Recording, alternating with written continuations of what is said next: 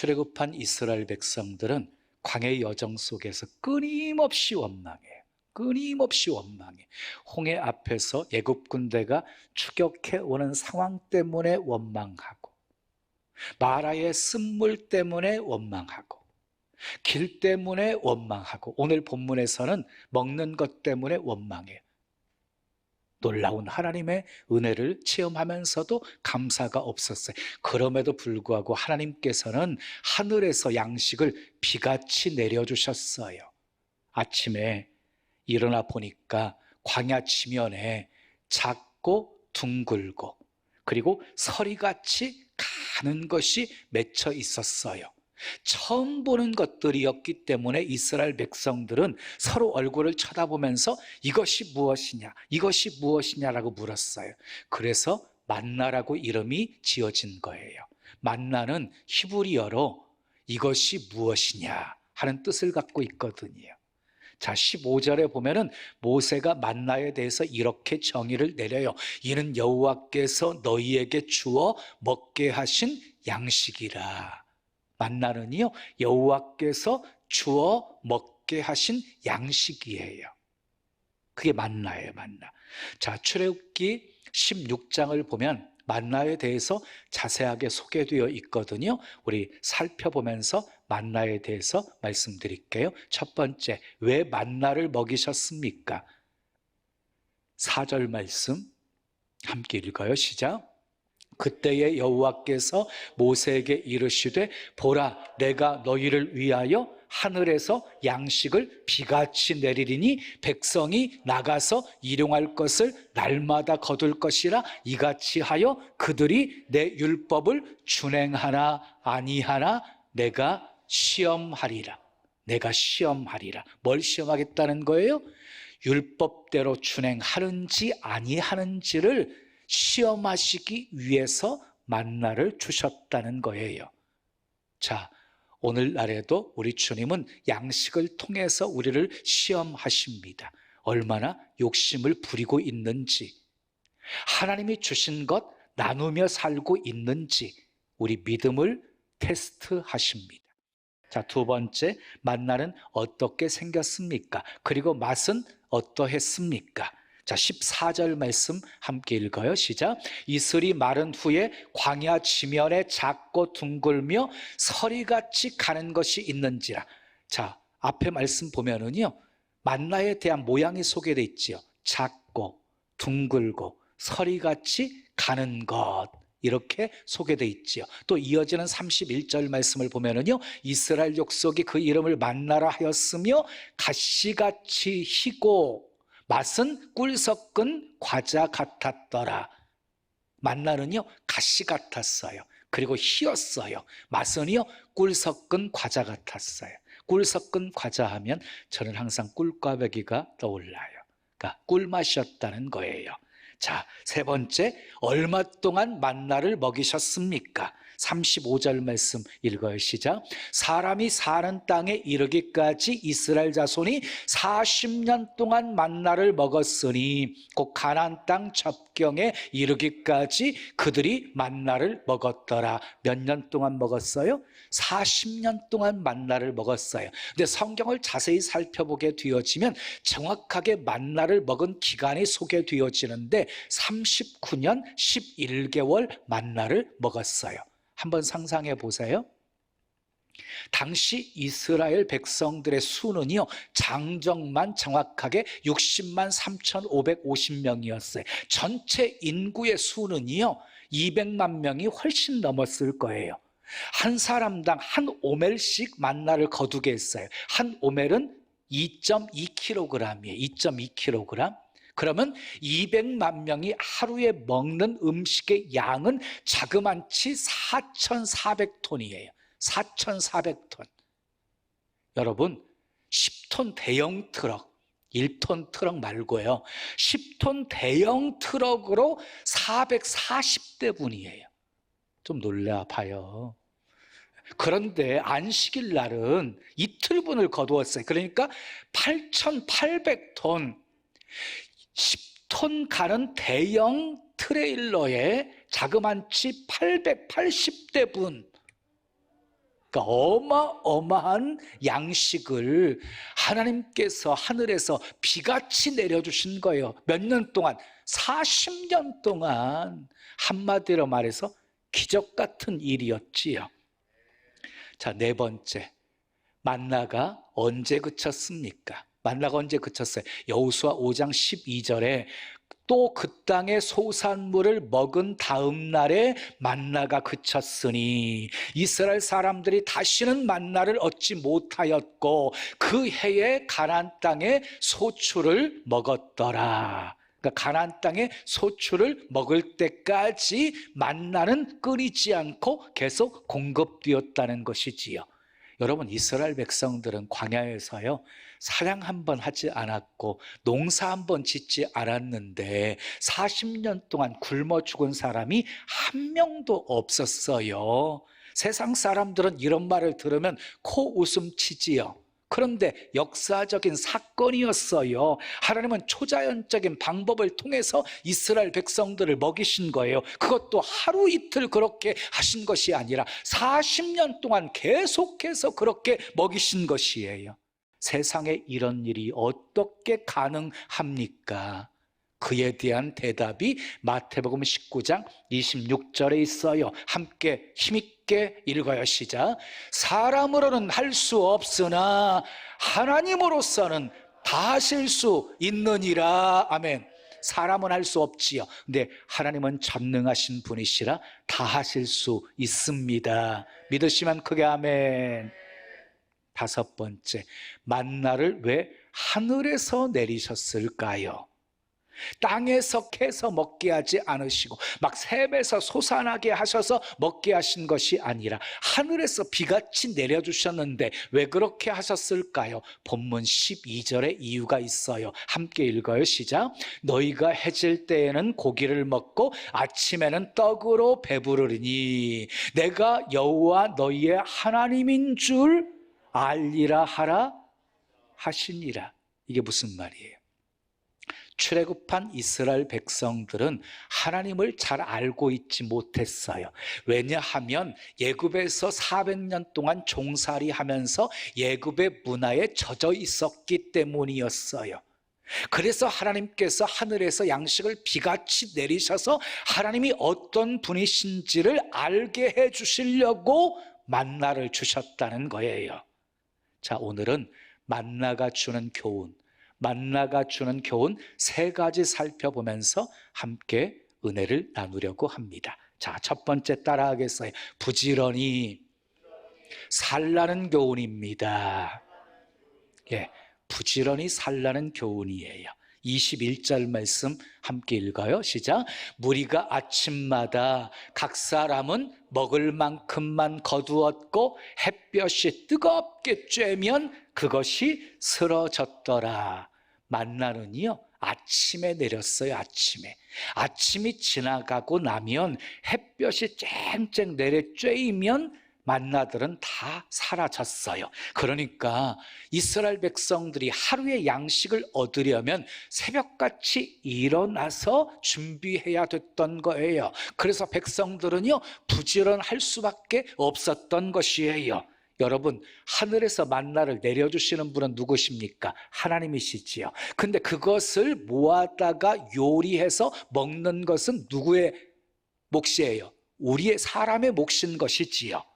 자, 23절을 보면은요, 만나를 구워서도 먹고 삶아서도 먹으라고 주님이 말씀하고 있어요. 그러니까 부지런한 사람은요, 열심히 구워도 먹고 삶아도 먹고 그리고 매일같이 새로운 요리 방법을 개발해가지고 요리를 해서 먹었을 거예요. 자, 부지런하게 이렇게 새로운 요리를 만들어 먹었던 이스라엘 백성들에게 만나는 그리 질리지 않았을 것이다.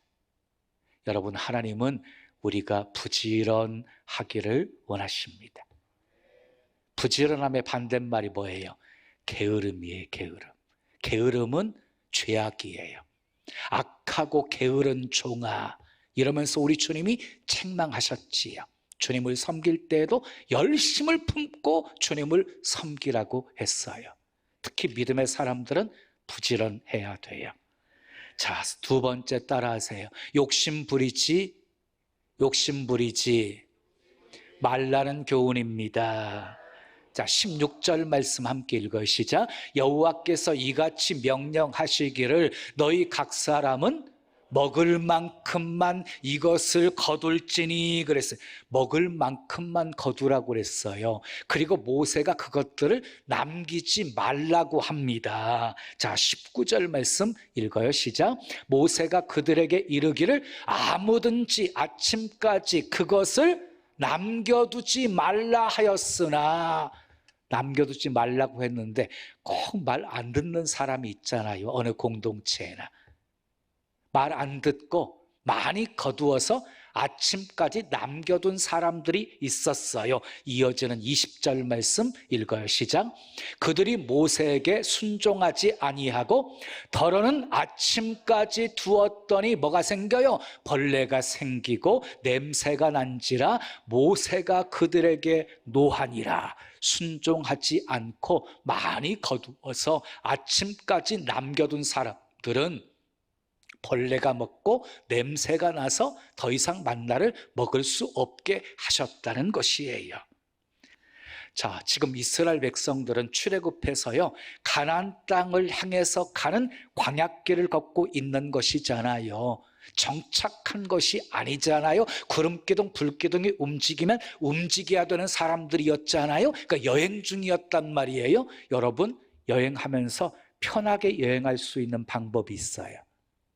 뭐예요? 짐을 줄이는 거예요. 그런 차원에서 볼 때 쌓아놓고 먹게 하지 않으시고 매일같이 하나님께서 허락해 주신 것은 이동하는 이스라엘 백성들을 위한 하나님의 특별한 배려였다. 놀라운 하나님의 은혜였다는 것이지요. 근데 문제는요, 사람의 욕심이에요. 욕심이 짐을 더하게 만드는 거예요. 욕심이 인생을 고달픈 인생 살게 만드는 거예요. 그래서 자족하는 비결을 배우라고 그랬어요. 자족하는 비결을 배우잖아요. 어떤 형편에 처하든지 늘 감사하며 살 수 있는 것이에요. 자, 세 번째 교훈입니다. 따라하겠어요? 안식일은 쉬라는 교훈입니다. 매일 하루분만 거두게 하셨어요. 먹을 만큼만 거두게 하셨어요. 남겨놓으면 그것이 썩어버리게 되어지고 냄새가 나고 벌레가 생기게 만들어 버리셨어요. 그런데 놀랍게요, 안식일 전날에는 이틀분을 거두게 하셨어요. 갑절의 양식을 거두게 하셨어요. 22절에서 24절까지 말씀 함께 읽어요. 시작.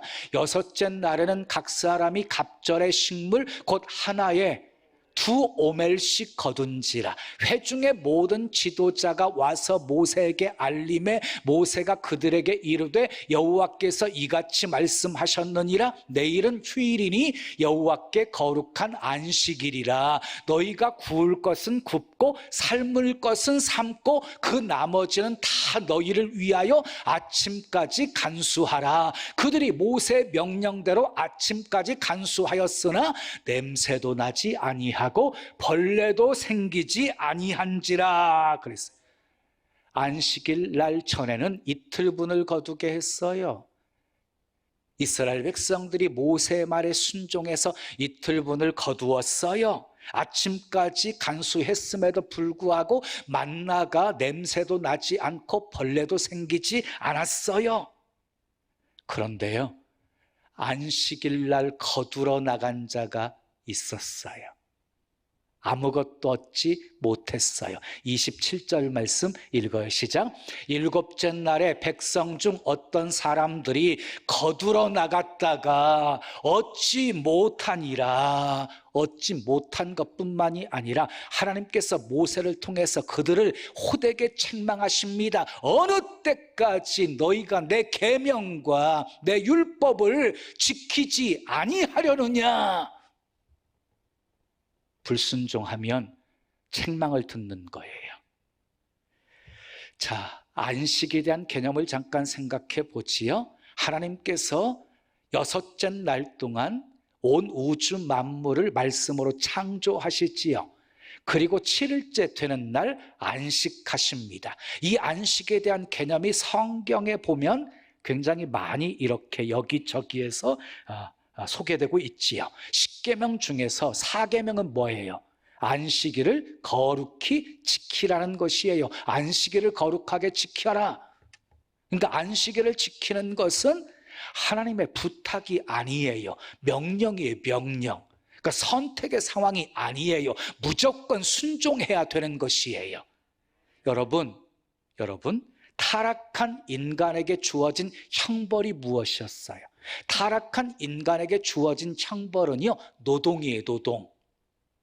그 엿새 동안 노동을 하다가 잠시나마 해방이 주어지는 날이 바로 안식일이었어요. 안식일. 자, 그러나 안식일은 단순히 쉬는 날은 아니었습니다. 끊어진 하나님과의 관계를, 교제를 회복하는 날이었고 영적인 자유를 누리는 아주 귀중한 날이었어요. 그런데 언제부터 안식일이 주일로 바뀌게 된 것입니까? 자, 구약시대의 가장 큰 사건은 천지창조예요. 천지창조. 신약에서의 가장 큰 사건은 예수님의 부활 사건이에요. 예수님의 부활로 우리는 재창조가 되어졌어요. 그리스도 안에서 새로운 피조물이 되어진 것이에요. 자, 이날이 바로 주일이었어요. 주일. 그리고 예수님이 승천하신 후 일어난 가장 큰 일은 오순절날 성령이 강림함으로 교회가 시작된 것이었어요. 그날도 주일이었어요. 주일. 그러므로 안식일은 창조의 기념일이라고 한다면 주일은 재창조의 기념일인 것이에요. 그래서 사도시대에 와서는 안식일이 주일로 바뀌어져서 예배가 드려지게 되는 것이에요. 사도행전 20장 7절 말씀 함께 읽으시죠. 그 주간의 첫날에 우리가 떡을 떼려 하여 모였더니 바울이 이튿날 떠나고자 하여 그들에게 강론할세 말을 밤중까지 계속하며 서로 모여서 떡을 떼면서 말씀 듣고 이것이요 예배 드리는 거였거든요. 그런데 그 주간의 첫날에 그랬다는 거예요. 그 주간의 첫날이 바로 주일이에요. 주일. 고린도전서 16장 2절 말씀에도 매주 첫날에 너희 각 사람이 수입에 따라 모아두어서 내가 갈 때에 연보를 하지 않게 하라 라고 말하고 있죠. 여기 매주 첫날도 바로 주일을 가리키는 거예요. 그러니까 초대교회 성도들은 주일날 서로 모여가지고 성찬식도 하고 떡을 떼면서 헌금도 드리고 그리고 말씀도 들었다는 얘기예요. 여러분, 주일을 지키는 것은요 초대교회의 보편적인 현상이었습니다. 그러면 왜 초대교회 성도들은 안식 후 첫날인 주일날 모여서 예배를 드린 것입니까? 안식일은 그림자였기 때문이에요. 그림자였기 때문에 굉장히 중요한 말씀이에요. 골로새서 2장 16절 17절 말씀 우리 함께 읽어요. 시작. 그러므로 먹고 마시는 것과 절기나 초하루나 안식일을 이유로 누구든지 너희를 뭐하지 못하게 하라, 비판하지 못하게 하라. 이것들은 장래일의 뭐래요? 그림자래요. 그림자이나 몸은 그리스도의 것이니라 그랬어요. 여러분 분명히 기억하세요. 절기나 초하루나 안식일은 장래일의 그림자다. 몸은 그리스도의 것이다. 다시 말해서 실체가 바로 예수 그리스도라는 것이에요. 실체가 오셨는데 더 이상 그림자를 쫓아갈 이유가 없잖아요. 율법의 소중한 역할은 무엇이냐면요 예수님께로 인도해 주는 역할을 하는 것이거든요. 예수님의 오심으로 말미암아서 율법이 완성이 되어진 것이거든요. 그래서 우리는 더 이상 이제 그림자를 쫓아서 살지 않고 실제이신 예수 그리스도를 따르면서 살게 되어진 거지요. 그래서 우리는 부활하신 주님으로 인해서 부활하신 주님이 생명 주시고 참된 안식을 주신 그 주일날을 지키며 예배하는 것이에요. 이단들의 단골 메뉴가 이 안식일이에요. 안식일 교회, 신천지, 안산홍, 안산홍 증인회, 다른 모든 대부분의 이단들이요, 이 안식일을 토요일에 지켜야 된다고 주장을 하는 거예요. 그들이 막 성경책을 들이밀면서 봐라, 성경 봐라, 안식일을 지키라고 하셨지 어디 주일 지키라고 했느냐, 이러면서 믿는 사람들을 미혹해서 넘어지게 만드는 거예요. 속으시면 안 돼요. 안식일은 그림자예요. 사랑하는 여러분, 안식은 하나님이 우리에게 주신 최고의 선물입니다. 안식은 이 세상 살아가면서 하나님이 주시는 안식을 누리는 사람이 천국에서도 영원한 안식을 누릴 수 있는 것이에요. 하나님은 이 안식일 날 쉬라고 하셨습니다. 그래서 전날에는 2배를 거두게 하신 거예요.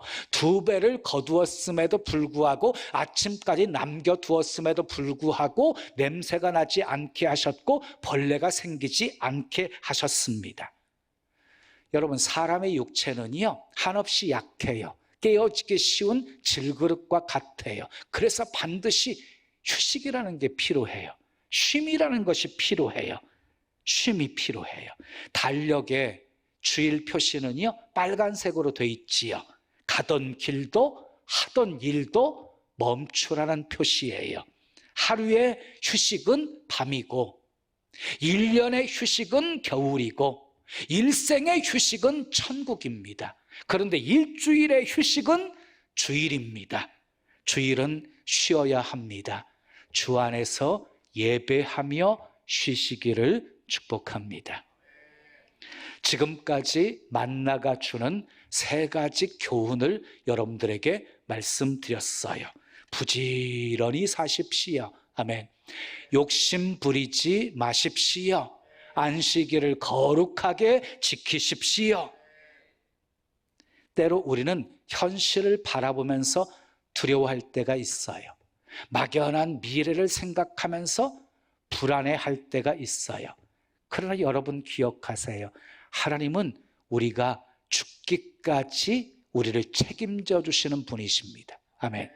아니, 죽은 후에도 우리를 책임져 주시는 분이십니다. 우리는 죽으면 천국이고 영생입니다.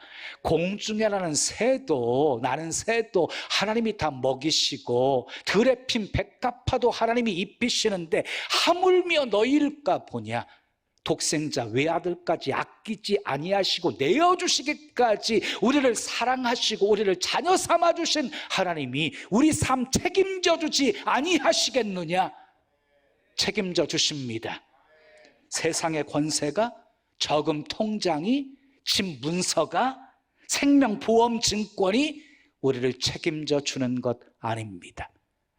하나님은 우리를 끝까지 책임져 주시는 분입니다. 복음성가 중에 우리가 잘 알고 있는 이 노래 가사가 있어요. 하나님 한 번도 나를 실망시킨 적 없으시고 언제나 공평과 은혜로 나를 지키셨네. 오신실하신 주, 오신실하신 주, 내 너를 떠나지도 않으리라, 내 너를 버리지도 않으리라 약속하셨던 주님, 그 약속을 지키사 이후로도 영원토록 나를 지키시리라 확신하네. 이 노랫말이 우리 입술로만 고백되는 것이 아니라 우리 심령 깊은 곳에서부터 우러나오는 우리의 신앙 고백이 되기를 축복합니다. 그래서 광야 같은 인생길이지만 하나님을 신뢰함으로 그때그때 필요한 것 공급받으며 날마다 승리하며 사시기를 예수님의 이름으로 축원합니다. 지금은 선교 헌금 시간입니다. 이 예배를 통해 삶 가운데 은혜와 회복이 충만하시길 간절히 기도합니다.